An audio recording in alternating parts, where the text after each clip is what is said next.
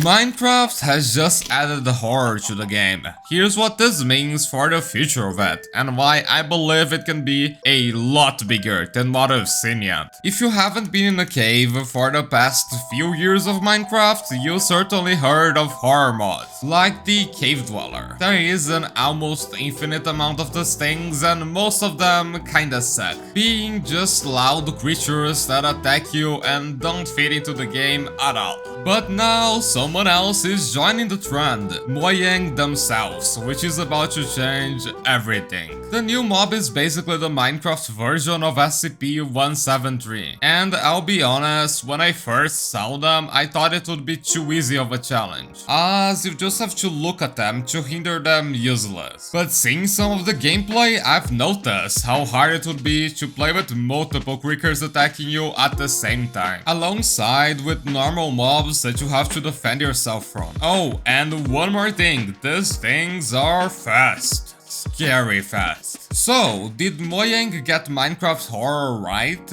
I'd say, yeah, kind of. Although, some things really need to be improved. The ambience of the biome is really cool, and the tight spaces between trees with the hanging vines really do make you feel trapped. The creeper mob also features interesting mechanics. Even then, right now, the biggest thing that hinders the mob's danger is that you can just dig below them and boom, they're gone. This is not really possible when you have a bunch of them on you at the same time, but it's still pretty stupid. Anyways, this is not hard to fix, considering the whole point of it being a tree, and how they are rooted to the ground. It only makes sense that it could use the roots to climb up blocks, although I'm sure the devs can think of some more creative solutions like they did with the Warden. Another cool concept would be varied designs. After all, they are trees, which come in various shapes and sizes, so a few variations of the mob would be pretty neat. The mob is pretty interesting, but the biome is, yeah, pretty crap. Let's be real, this is just an emo version of the dark oak forest. It needs more originality. First thing is own tree design. This dark oak copy is just Armin doing it. Mojang, you can do better. While I think what we've seen now is pretty cool, the update seems simply incomplete. There is no real reason to visit the Pale Garden, and I think the devs know it. A few key parts I've picked out from the Minecraft Live announcement make me confident that they are very interested in adding some sort of lore to the biome, one that is connected to the rest of the game. Notice how the devs describe the Creaking hearth, not just a normal block. So if you want to be as evil as the Creaking hearth itself, you can place it and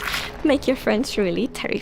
But as literally evil. And they even mention how the Creaking is the first ever tree-like mob. Does this mean there are more to come? Well, if this is the path they're going with, or if they just want to make the biome actually interesting, they have to add one specific thing: structures. Which, if done right, can turn this from an okay but forgetful update to a remarkable one. The game could take advantage of the fact that you have to look at the mob to make it all harder, lowering the player's ability to see. By that I mean things like tight mazes that utilize this to its full potential, forcing you to always be wary of what may lurk on the next corner. They could have loot spread out, and also creaking hearts that you have to break in order to get rid of the mobs. Although where this could really shine is underground. Sure, the Pale Forest is creepy at night, but what if when you dig under it, you find a series of structures similar to mineshafts with